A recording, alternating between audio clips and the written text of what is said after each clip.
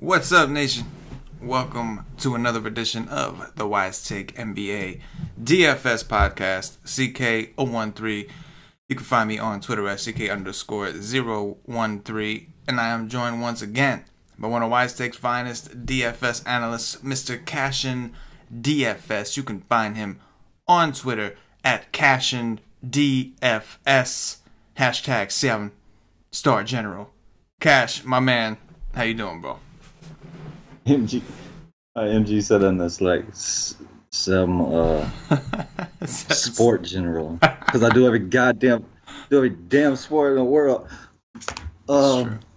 Yeah, I'm doing good. I'm waiting to get to this min cash line with my low on Ingram and Simmons and national TV Rondo that is failing me at the moment, but. I mean, he's still probably going to get the value, but I was expecting more, but it's all good. I'm a little pissed that I made the pivot from Chalk Drew down to Russell, and Drew got there with 6 blocks. I know that you played him, but he was a fade in tournaments for me, being Chalk, and he got there on blocks, and I hate that. But thing that can be said is Harden is still Harden, no matter who's on the court. Jesus Christ could be on the court. Harden is still Harden, and the man was on like 12%, putting up the 70 burger once again. Just, the guy's amazing. One of the best players ever to watch with the basketball in his hand. He's amazing. I think the biggest, for me anyway, the biggest point, I mean, it wasn't tonight, it was ongoing for several nights already, but I don't know why Kenneth Faried just couldn't find a place to play. It is unbelievable that so many teams passed up on him. It's just, it's just ridiculous. It's NBA front office for you. Yeah. I gotta love him. Yeah, I'm not gonna lie. It was a shitty night. It's my second night back, and was not a good night. Just a lot of things, I remember last year, I remember now last year, all of us getting mad about the coaching, making a push for CashinDFS for NBA coach. I remember, I had flashbacks of all of it. I've been Fizdaled, I've been Dog, but believe you me, I wouldn't be Fizdale. That's for damn sure. He's the worst DFS coach in the history of the world. I mean, I faded Burke yesterday. I faded that. I thought he was a great play. That was a fade. I went to Beverly, and I'm so happy for it. Yeah. Just don't ever in your life, ever play anybody chalk under Fizdale's reigns. Like, just don't do it. The guy is the worst. At this point, you really can't play anybody under Fizdale. Like chalk or not, you just can't do it. I mean, the Knicks were actually winning that game at one point, and he made a couple substitutions and ensured that they got the loss. So they wouldn't win. Yeah, he went out of his way to make sure, but. At this point in the NBA, it's one thing to figure out if a player is going to play well. It's another thing to figure out what the coaches are going to do with that player. But, it's a grind. Do what we do. I think that all of us collectively got a lot right. A little bit different. Maybe if you took a couple pieces from everybody, you would have had the right combination. But I know I personally did not do well. And very frustrating. Very, very frustrating when things go down. Do you see? I seen on Twitter, I don't know, I remember who it was. Maybe it was Siege. Got fizzed on. Yeah. Got jizzed on? You get fizzed on. I like that. I like that. Yeah, I will never get fizzed on again. I promise you that. I just don't do it. I won't do it. Absolutely. If Burt goes out and puts up a 50, which he's fully capable of, especially with probably any coach except Fizdale, then I'll lose. But I'm not gonna play no chalk Knicks. Never.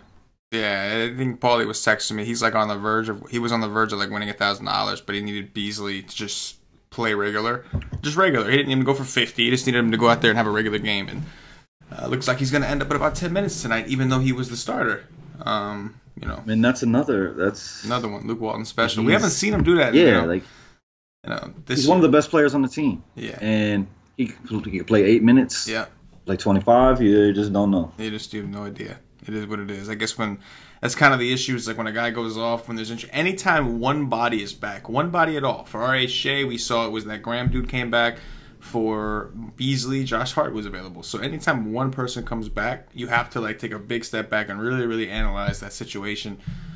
But so NBA coaches still suck. That's that's legit. It was the case in 2018. It's the case in 2019. NBA coaches suck. It'll be the case for the rest of your life on this planet. That's it. Till they get my man CashinDFS, one of them coaching jobs there. Then maybe we can make some changes. But anyway, we got another slate to break down for Wednesday. It's an 8-game slate. I love the slate sizes. I got to admit. And on Wednesdays, we normally have a massive slate, so it being only 8 games is pretty dope. And it starts at 7:30, so we got an extra half hour to make some decisions.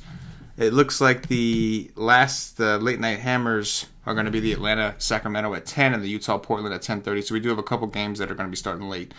So we'll see what the injury news looks like tomorrow. Today it was kind of wild. Elfrid Payton got ruled out right around lock with very, very little warning. Wasn't even questionable. Just boom, not playing.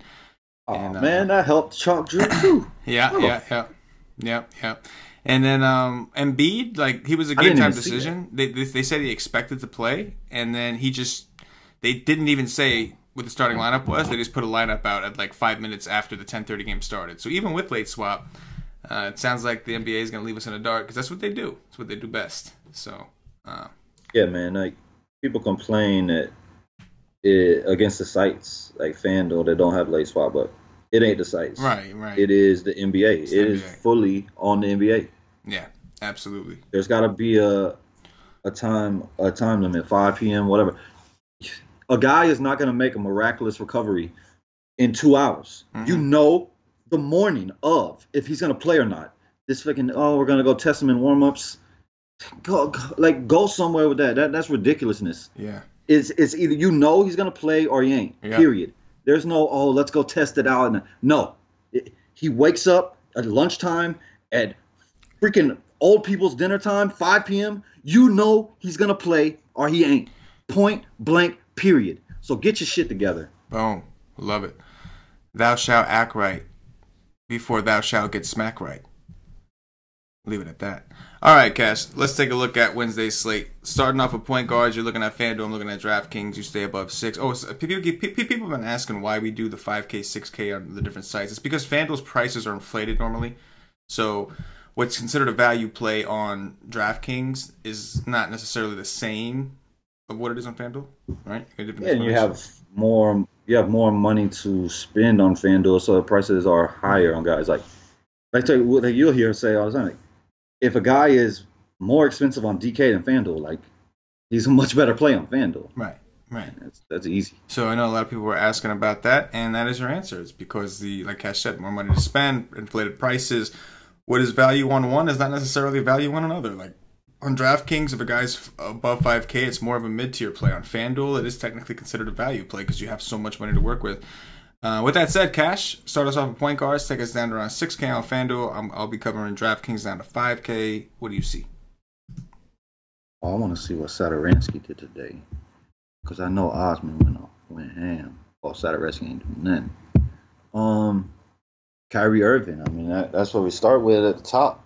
The guy is completely dominating the floor when he's out there. He's taking more shots. He's playing more minutes. He's 10-5 in a fantastic matchup. I'm pretty sure he's going to play. I don't see him miss again. He's like sitting out every other game or whatnot at the moment, but I think he's a phenomenal play at 10-5. I mean, he's not always going to get you upside there, but the way he's playing, he has 70-point upside at 10-5. I love the matchup. He's dominating at the moment, so I do like it for sure. Then I'll go all the way down to Conley. I think Conley is a decent tournament play most nights because he's never owned. I'm never a fan of his price, really, but he does have upside on 8-3. De'Aaron Fox in a phenomenal matchup. Just not... Like, I remember last year in his rookie season, he started out really well, and then he hit a concrete wall quickly. It was no rookie wall because it was real quick. He played like crap for the entire year after that. He's not really particularly playing that well. I think it has to do with I think he's still hurt. I think it's his shoulder. I mean, if he's going to be really chalk, I'll fade it. it's a fantastic matchup, so he could kill you if you do fade it. But I definitely think it's worth a fade if he's going to be chalk. Trae Young, he sucks balls. He thinks he's going to be better than Luka maybe 10 years from now. Whatever. He's been playing well. He'll be popular, and it's a great matchup on both sides. But I don't play that guy. I think he sucks. He does suck. It's not a think. It is a fact. But he has been playing well in a great matchup. 7-3. He's not terrible. And then Collison against Washington, I definitely like.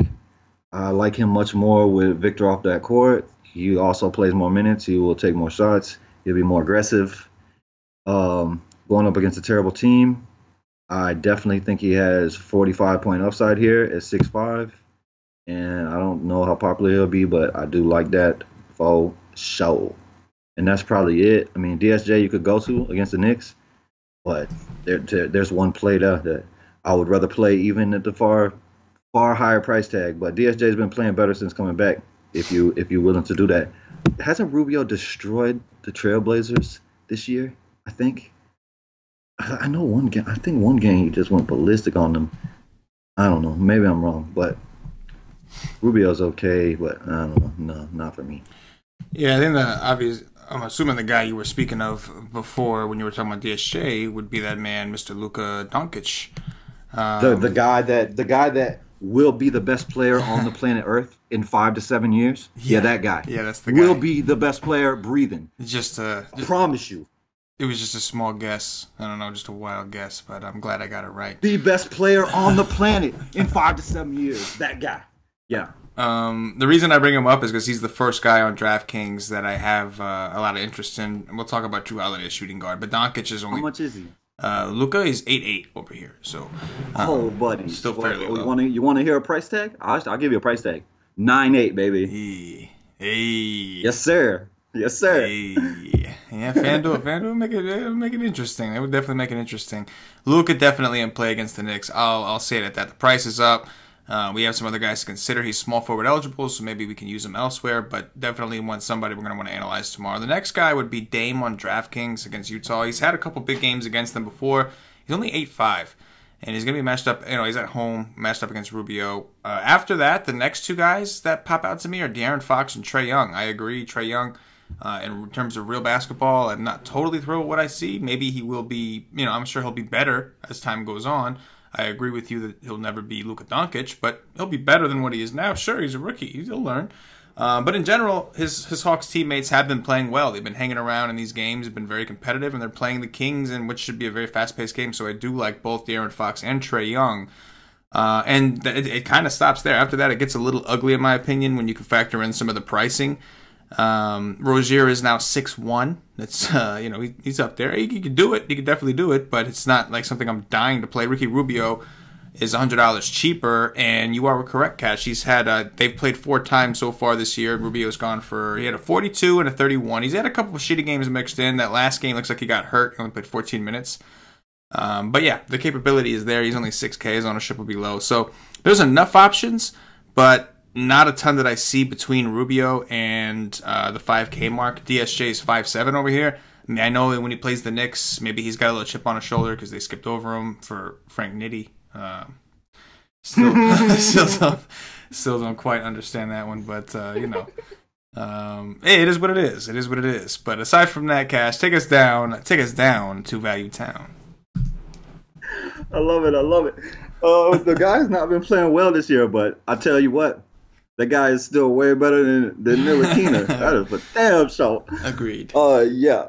Trae Young. You know what Trae Young needs to do? Like, the reason, in my opinion, that he was so highly thought of and drafted is because he's the closest thing that we've seen to Steph since Steph. There's not nobody that's been this small that he can shoot. Is he Steph caliber shooting? No. Not many people is on that cloud. But he needs to watch tape of Steph. What he really needs to do is maybe go spend a couple of weeks in the summer with Steph. He needs to work on his game because he is at a big disadvantage of how tiny he is. He's just tiny. He needs to go. That's what he needs to do. Watch a lot of Steph tape and go work with him. Go work out a couple weeks with him, and he could teach him a couple things.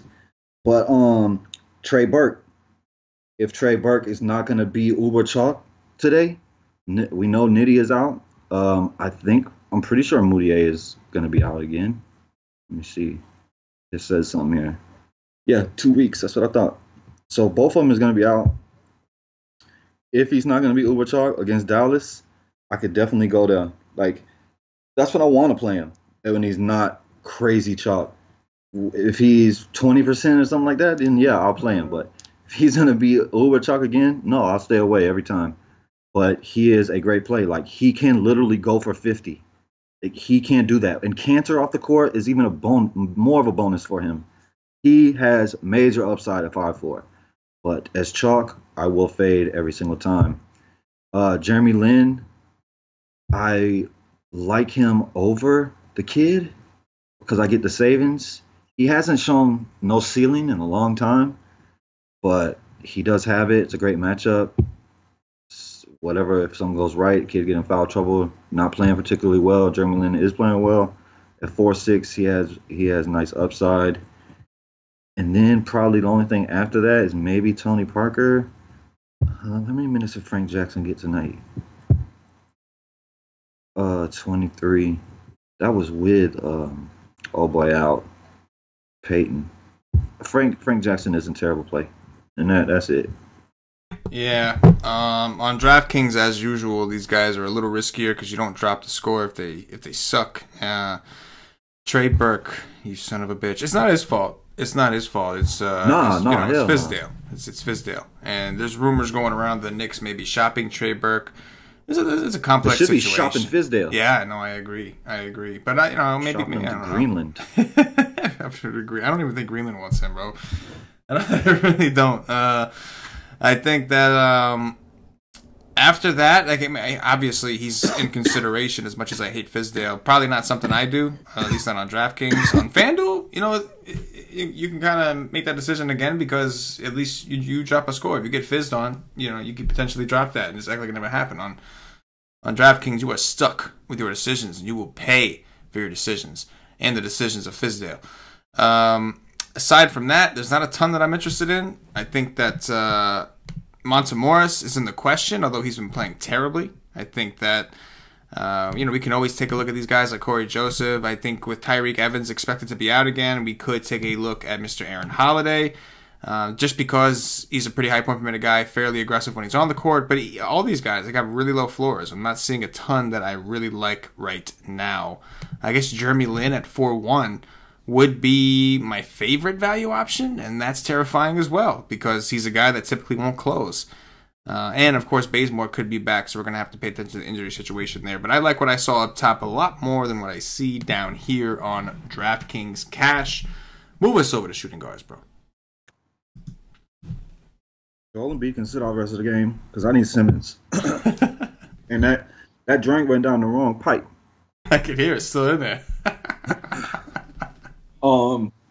Shooting guard. Please. I pray to the DFS gods that Drew Holiday is shot tomorrow, so I could play Luka. I could play pretty much all these guys.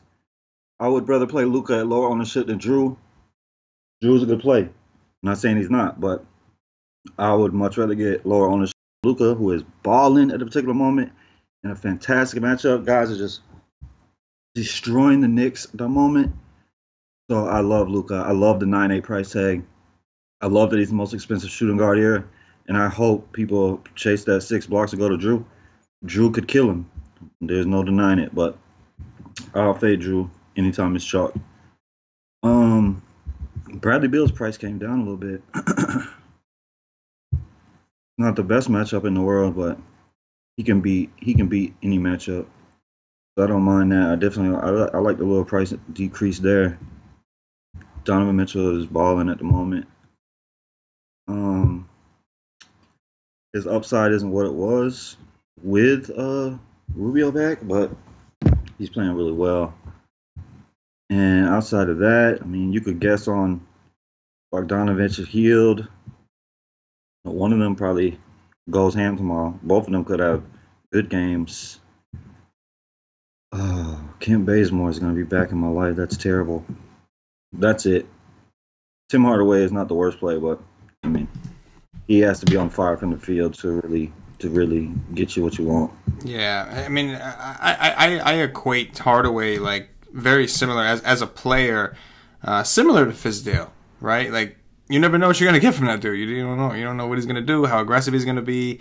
I know. Like, I mean, he played 39 minutes against Brooklyn. Yeah, Didn't even get a 20. Like, yeah, yeah. And then he's only played 31 minutes in each of his last two games, but he's been playing well. So never really know what you're gonna get, man. Full of surprises that Knicks team, from the coaching staff to the players. On DraftKings, I Drew Holiday is his own conversation. Going to be a little bit of a tougher matchup. I would think Gary Harris will be stuck on him, but I guess that depends. Yeah, I would either way. I would think Gary Harris is gonna have the duty of covering him. It's a back-to-back that he's had a hard-fought game against Houston. Brad Beal at 8-7 is interesting. It is a back-to-back for them also, but I do think with some of the injuries that Indiana is dealing with, I think they may have a hard time having someone to cover Bradley Beal. So he's interesting. After that, it's like Buddy Hield at 7-2. I don't like that price tag, but I do love the matchup at home against Atlanta. he's 7-2. Yeah, Oh my yeah, god. not a He's fan. only 6'5" on FanDuel. Yeah, Bogdanovich is the much more attractive option on DraftKings. Bogdanovich's teammate, Bogdanovich from the Sacramento, just to be clear, is only 5'5". So he's oh no, wait, is he? Did I say that wrong? No, yeah, they're both 5'5". Both Bogdanoviches are 5'5". That's just messed up. But the Kings one is the one I'm referring to, and he's only 5'5", so he makes a lot of sense. Hey, don't click the wrong one. No, you don't want to do that. Although it's Washington, so it may not be that bad of an idea. But I do like Bogdanovich right now over Hield because of the savings you're getting. 5-5 against Atlanta, really good spot for steals, really good spot for scoring and everything in general. So a game stack of that game is probably like the night before. That's what I'm thinking right now. Game stack of that game just seems awesome. Mix in some Luka Doncic somewhere, and you have yourself a squad. Like you were ready. So yeah, I don't mind Hield, but Bogdanovich is the preference. Yeah, no, absolutely. The other guys I'm cool with too. Hardaway it's a risk, but again, he's been playing a lot better now. The price is low, got to admit, for the usage, and Wings have done really well against Dallas all year, specifically shooting guards. So it's typically where Hardaway plays. And Will Barton, I'll throw his name out there. 6'8". I know we haven't had like too many of those super upside Will Barton games, but I think we know it's coming, and New Orleans is the perfect situation for it to happen, especially with Will Barton playing point guard, which is, we know before he got hurt, that's when we loved to play Will Barton, when he was playing point guard. So lots of like, not necessarily all the way at the top, but somewhere in this range from Hield down to Bogdanovich. There's some interesting options. Take a stand at Value Town, Cash. What you see down there? Yeah, Murray is already rolled out, huh? Yeah. Yeah.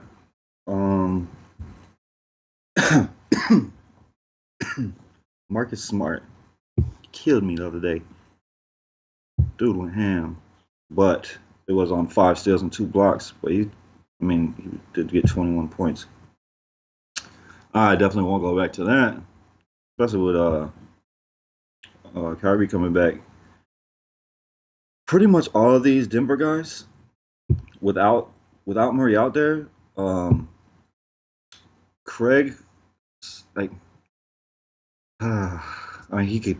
I like all three of them, to be honest with you. I don't know at the moment which one I like the most. Craig is 4'8". Beasley is probably my least favorite because like he'll do the least amount on the court. He's 4'3". How much is Morris? Morris coming off a bad game. He's 3'9". I just love the matchup. If Denver did get in that booty, it would probably be Morris or Beasley, but I like all three of them guys. Jaylen Brown is always a decent play because he has 40-point upside at his price.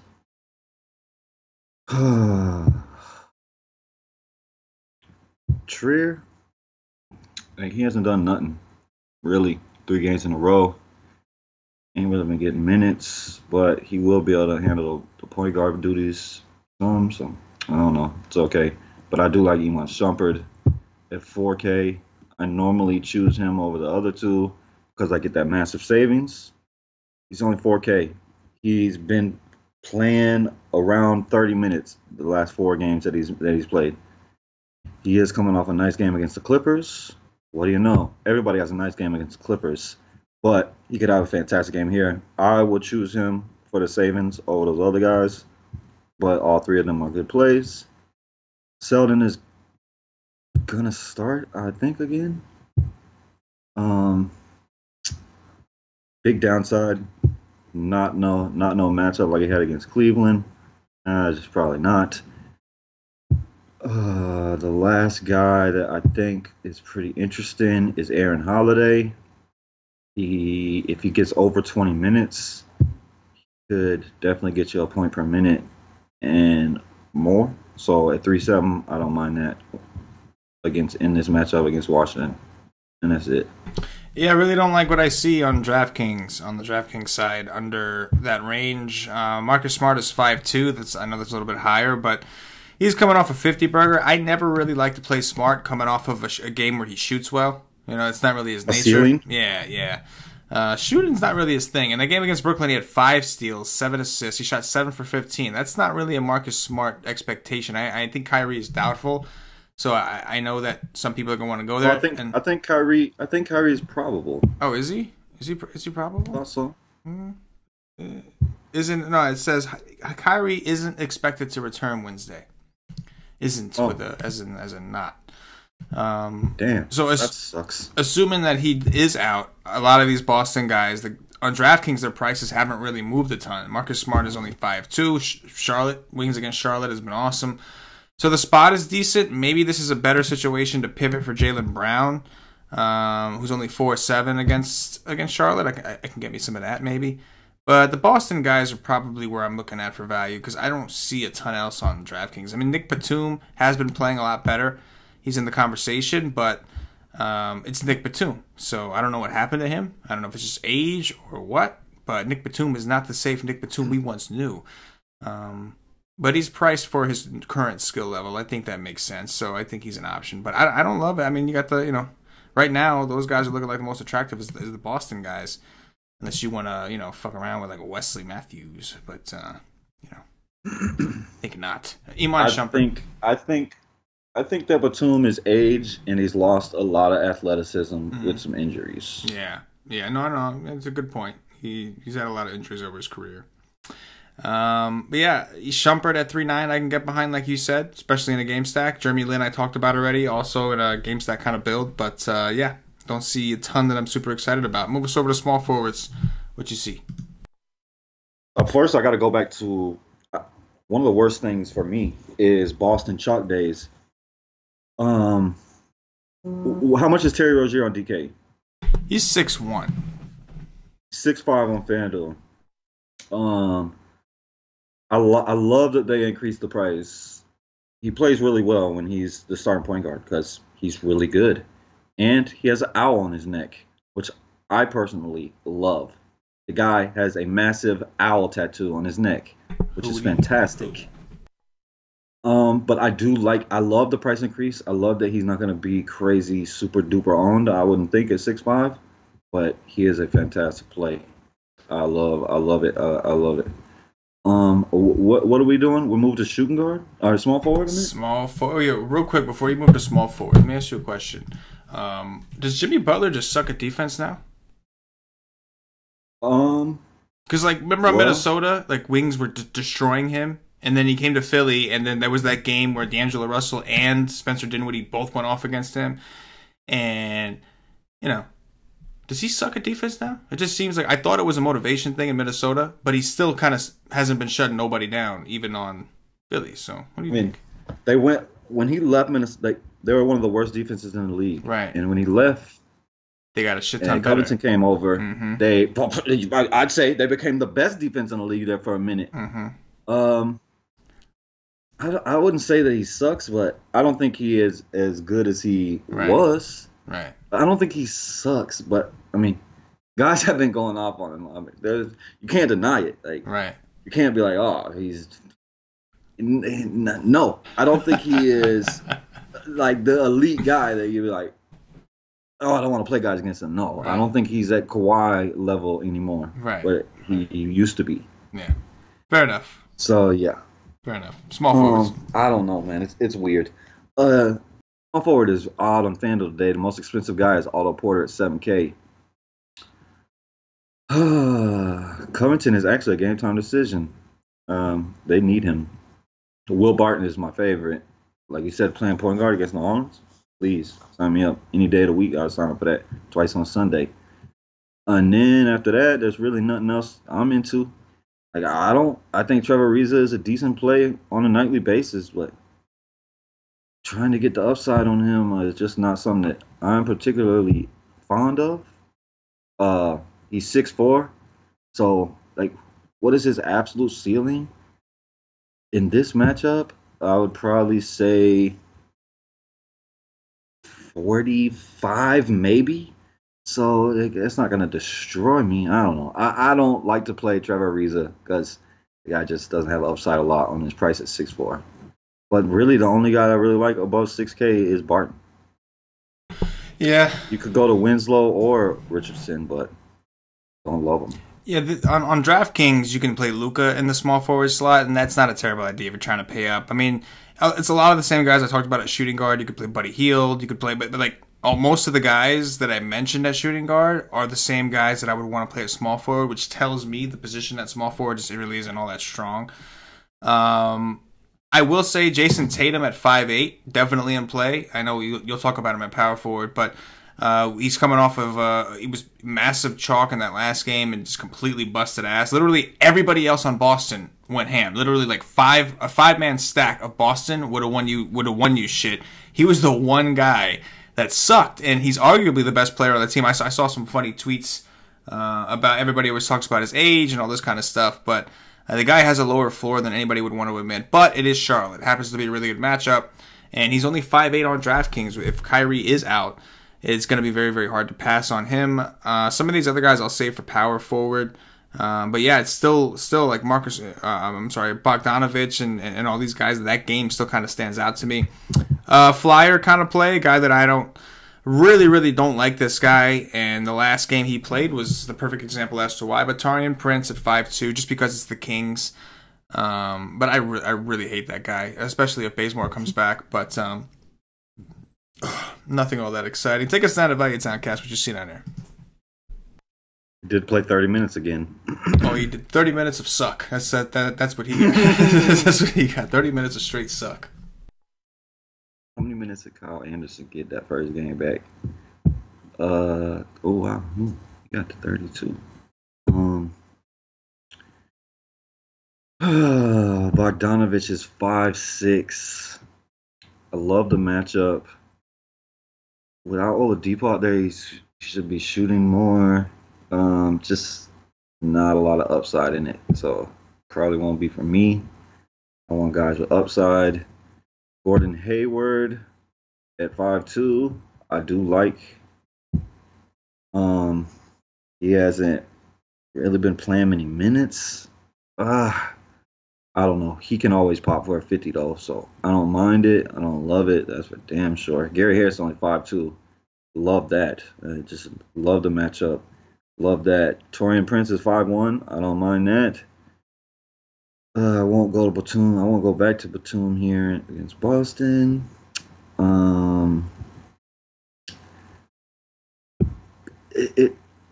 If Bazemore comes back, like you just said, what's his name? Prince isn't as good a play, and I don't think that you could go to Bembry then. But if Bazemore is ruled out, I think you could go to Bembry.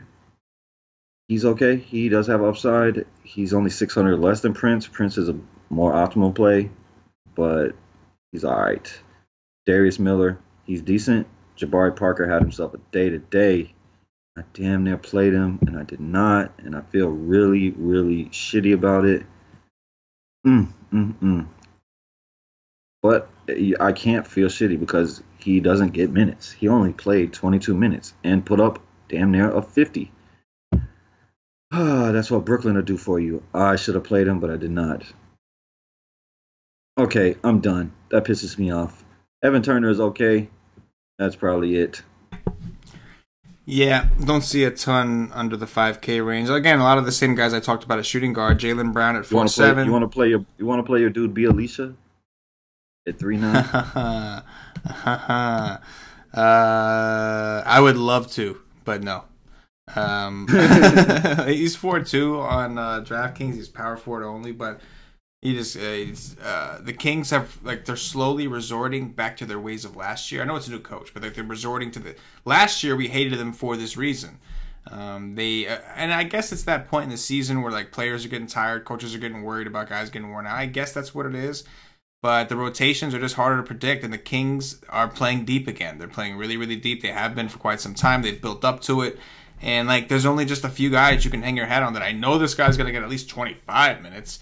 And those are really the only guys you can look at. Everybody else, it's hard. You're rolling the dice. If you have 150 lineups, sure, throw some B elites in there. But you're doing a few main teams. I'm not really they're fully healthy again. Right. I'm not really on none of them often at all. Right. Except Shumpert because he's way too cheap, and sometimes Willie Cauley-Stein. Yeah. I love Bogdanovich as a player, but they're just so deep, and I don't know, man. Oh yeah. No, I know. It makes it tough, bro. It really does. Going down the list again, I talked about some of these guys. Jaylen Brown's probably my favorite right now at 4-7. Gordon Hayward, I don't know what happened to you, bro. I mean, he had a gruesome injury last year and all that, but I don't know what's going on. Kyrie missed the last game, and my dude still played. 21 minutes. I think it was the same. It's pretty much the same injury as PG. Right. PG is back to Superman strength. Oh yeah. Yes, he is. Yes, indeedy. Feed the needy. But yeah, Jaylen Brown still seeming like the guy coming down the list. I don't see a ton else that I really love. Jabari Parker had a monster game today, but that's another situation where you cannot predict. You do not know how many minutes that man is going to play.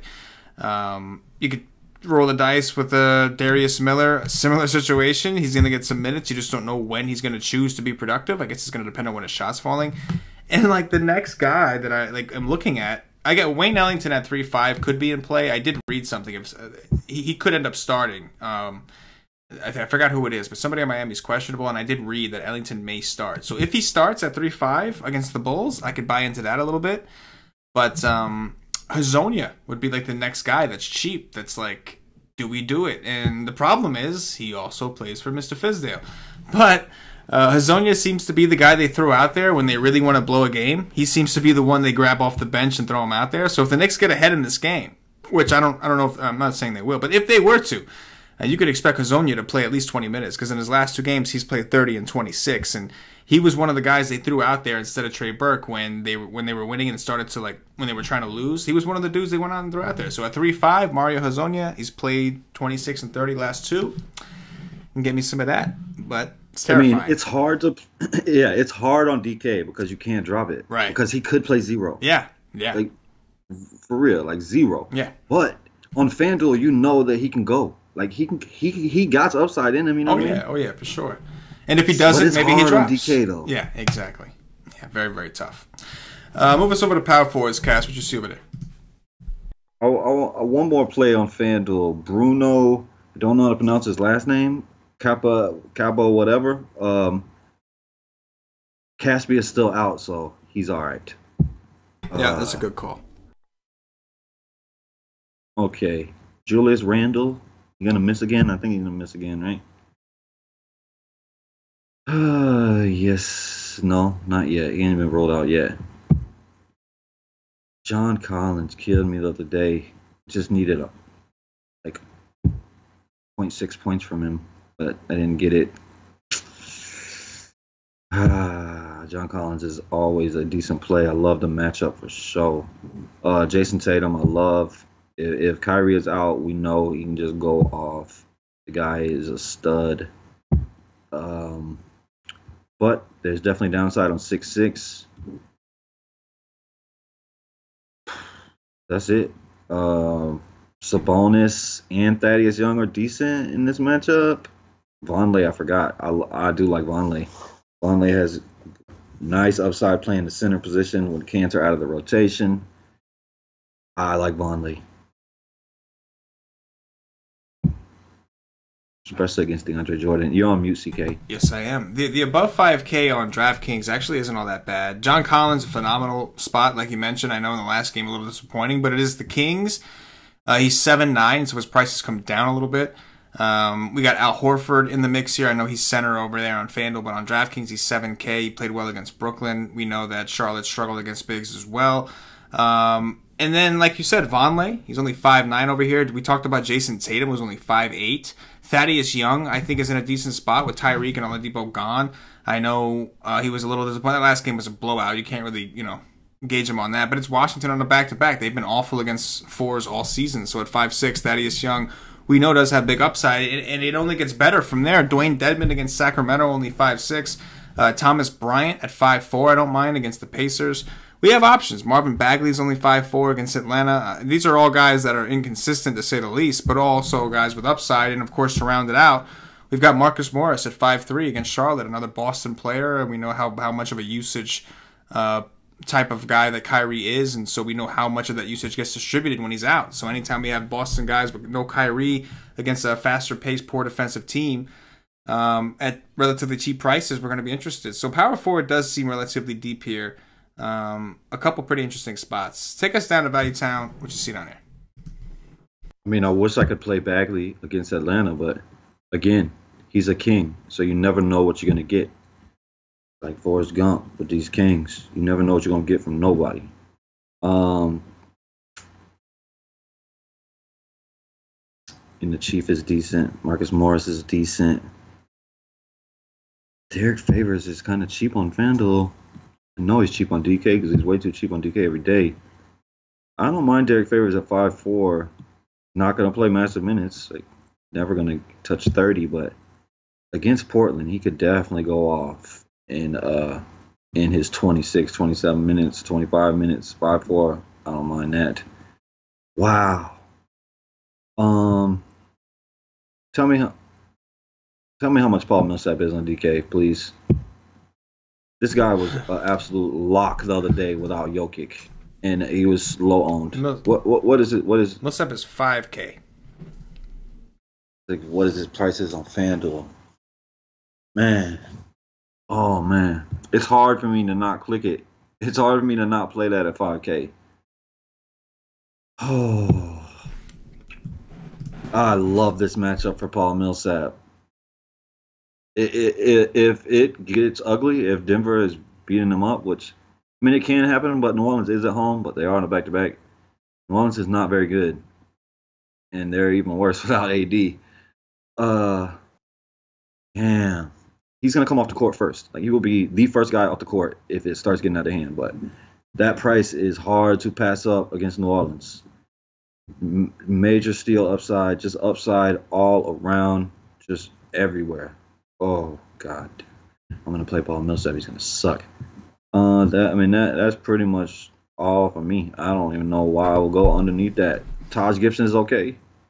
I don't never mind him. He's not going to play huge minutes, but he's all right.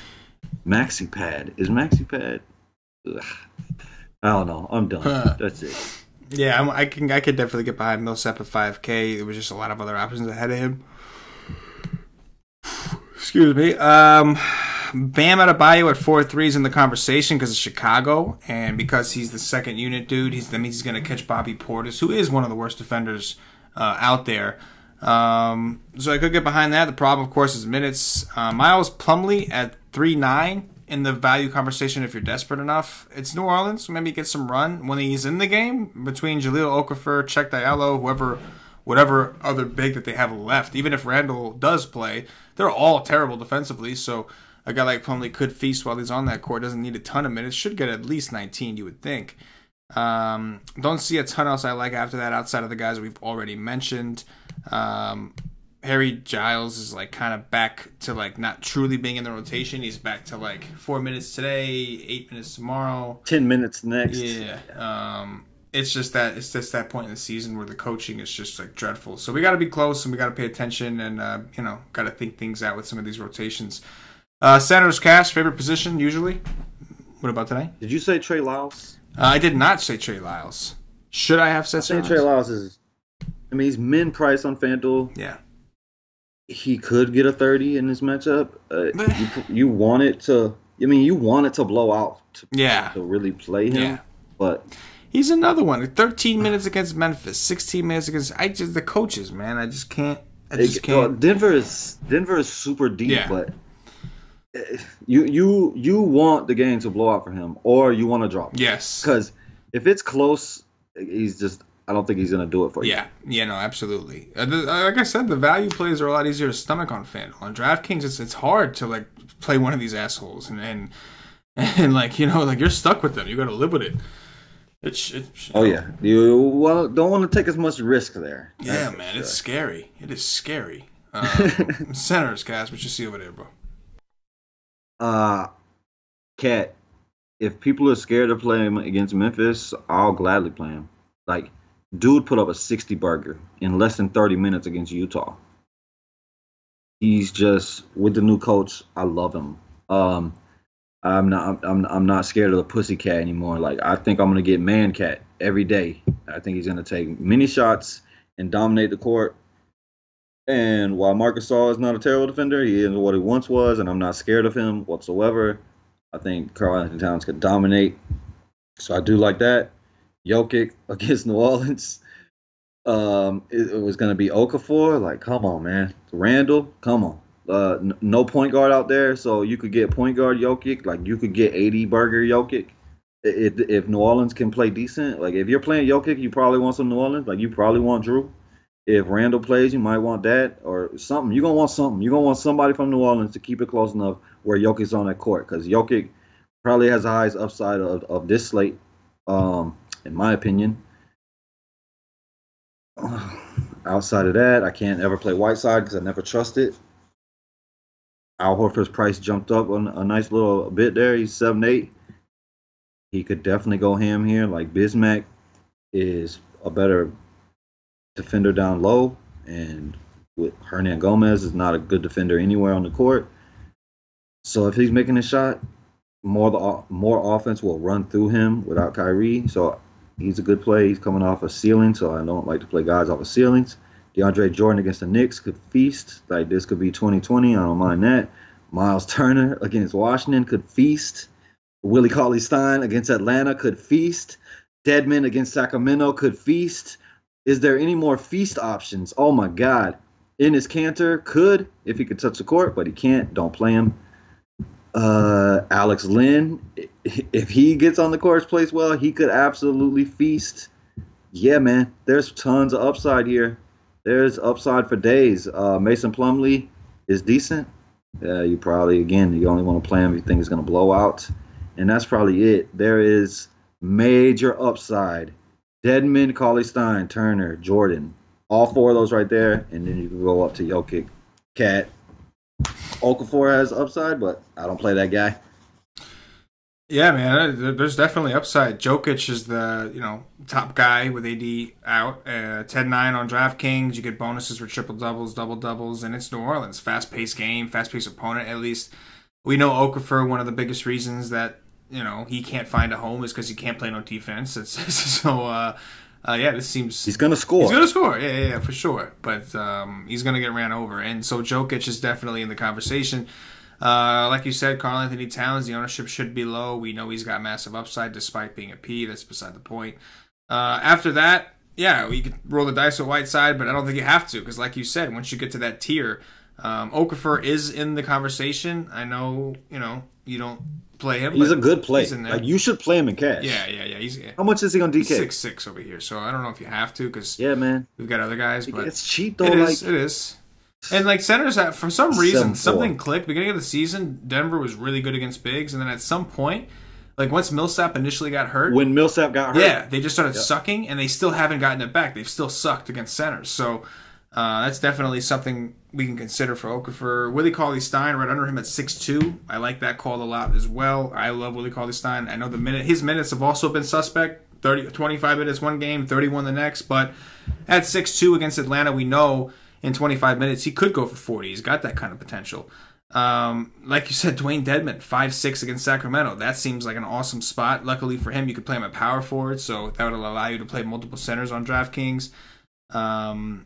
There's some options. Alex Len, another guy whose minutes are in limbo, but we saw in 21 minutes against the Clippers, went out there and smashed. This is another fast-paced team. He's only 4'5", so we do center is pretty nice. It's we've got some options, and even if you need value, Hernan Gomez at 3.9. Again, you don't know what you're going to get with the minutes, but he's cheap, and we know Boston has struggled against bigs all year, so we got some interesting ways to go. I'll give one more little dart value play to keep an eye on, and that's Joakim Noah. Surprisingly, played 24 minutes against Denver. He's only 3.3.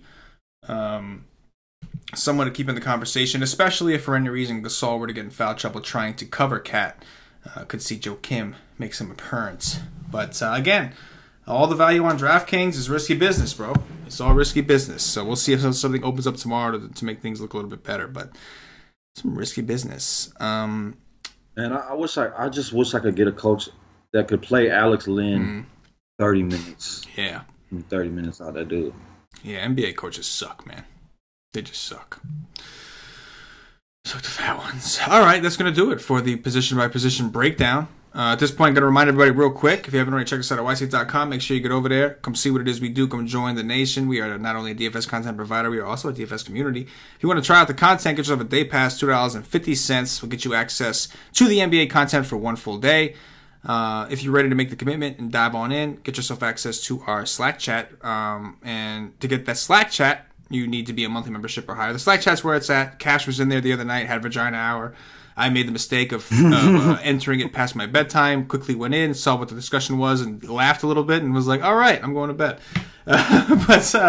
No, these guys always have a good time, man. These guys always have a good time. So come check it out, man. It's a family feel. It's a great place to play some DFS, learn some DFS, through the good and the bad. The nation sticks together. They ride it out. They grind. Real quick, just one more quick plug is it's Wednesday. So this podcast is Wednesday. So it's Tuesday night, but you know what I mean. It's Wednesday if you're listening to this. And tonight would be the coaching session, the part 2 of the CashinDFS Paulie D group coaching session. Cash got double duty tomorrow. I'll be on the Y stream, and he's got the coaching session at night. So it's $7.77.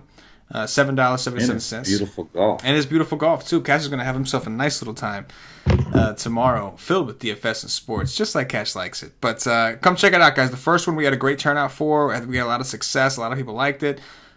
We got a couple other things that Cash and Paulie want to go over that they think they could teach you and help you learn from and benefit. So it's going to be Wednesday night, the 30th. It'll be at 8:30 p.m. Eastern, so it's a little bit after lock. You can come check this out while you're sweating your DFS teams for tomorrow. It's a good deal. It will be up for archive. It's going to be a live show with a chat, so you can interact and ask questions. But if you can't make it live, you can still watch it. It'll be up there for you to view and to watch it. But I do recommend trying to make it live if you can, just for the experience. You can ask them, like I said, you can interact with them. They take questions. It's really, really cool. I definitely recommend everybody check it out. And for more information on that, let's go to yslate.com. Click on the coaching session in the menu. And if you scroll down, you'll see the group coaching. It's part 2. The dates are all up there. We have part 1. You could still get down on that, but part 2 is definitely something you're going to want to sign up for now. And again, those of you that have purchased it and emailed us asking like why you don't see it, it's because it hasn't happened yet. It'll be happening on Wednesday night, 8:30 p.m. Eastern, guys. So make sure you don't miss it. And then, of course, get yourself some swag. If you want to rep the nation in person, want to walk around, we do have a sick-ass logo, hottest logo in the biz. Go ahead and get yourself. We have hoodies, T-shirts, all kinds of things. Check out the merch section of the website. All right, enough of the fucking plugs. Out of breath. Time to do some top threes, Cash, and I will let you go. Top 3 point guards.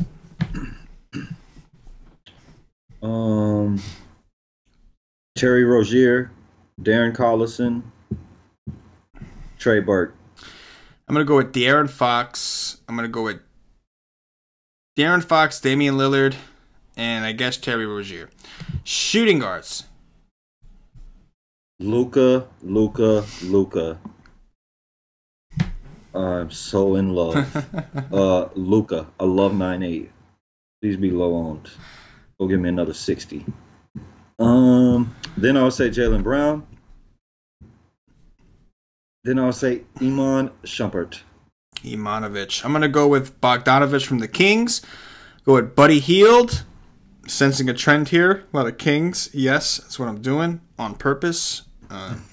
And I guess let's roll with Will Barton. Small forwards. Will Barton. Gary Harris.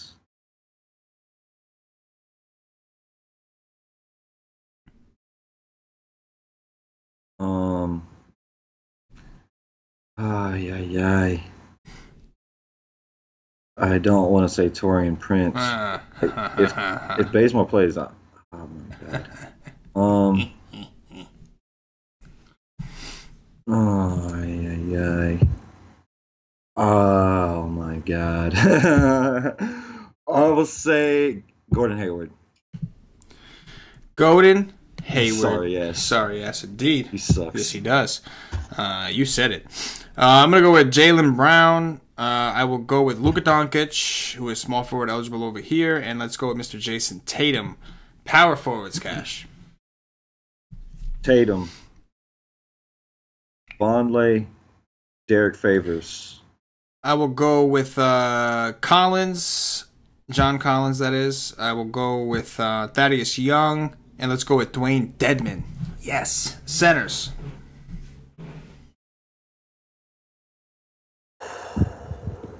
Cat. Alex Lynn. It's deep. I will say Miles Turner is going to get 5 blocks tomorrow. Digging it. I'm digging it. I'm going to go Nikola Jokic. I will go with Willie Cauley-Stein. And then I got a few guys to choose from. Which one do I pick? I'll go with the chalk route. And I will go with... Nah, I don't want to do that. I really don't believe in that. I don't want to do that. I will go with... Yeah, it's like... Do I? I'll go with, I could fuck it. I'll go for, god damn it. Really didn't want it. No. Thomas Bryant. Thomas Bryant. I'll do the switcheroo. Thomas Bryant. There we go. Bam. Got out of it. Bam. I really didn't want to say Okafor. Just didn't want to. Center is super deep. It is. Too deep. There's a lot of guys that have big upside. Too deep. Like, I'm trying to pick these dudes, and I'm like, there's just too many guys. Like, which one? And, yeah, a little too deep. But on DraftKings, you can play some of these guys at power forward, so that helps. Plus, you got the utility. So, unfortunately, the value on the slate is terrible. So maybe things open up tomorrow, make it a little bit better. But right now, the value is rough on DraftKings. And that is going to do it for the White Snake DFS podcast. If you're watching on YouTube, please click that thumbs up, that like button, subscribe to the channel. If you're watching on Facebook, give us a like and a share to support the White Snake Nation. If you're watching us on Twitch or Twitter, give us a follow, give us a retweet. And if you're listening to us on Podbean or iTunes, give us some 5-star reviews. Help us up those charts. Cash, anything in closing before we get up out of here? DeAndre Jordan just played the Clippers. And when was that? I missed that. When was that? When was the 22nd? 22nd. Because dude, it was 8 days ago. Went ballistic. It was what? 8 days ago. How did I miss that? I don't know. It was probably on a weekend. It had to be. If it was 8 days ago, God. Yeah, it was probably on a weekend. That's the only way you would have missed it. My word of advice is play guys against the Clippers. Every position, everywhere, all the time. Just do it. They're my favorite team to target in NBA DFS. Play guys against Clippers. And the beautiful thing about it is that I love rostering Clippers too. I love Lou. I love Beverly. Continues to go ham. Harrell is on my shit list, but the guy has major upside. Just, man, I love attacking the Clippers, and I love playing Clippers. I love you, Doc Rivers. I love the Clippers. And that's going to do it for CashinDFS, for myself, the entire White Snake Nation. As always, good luck.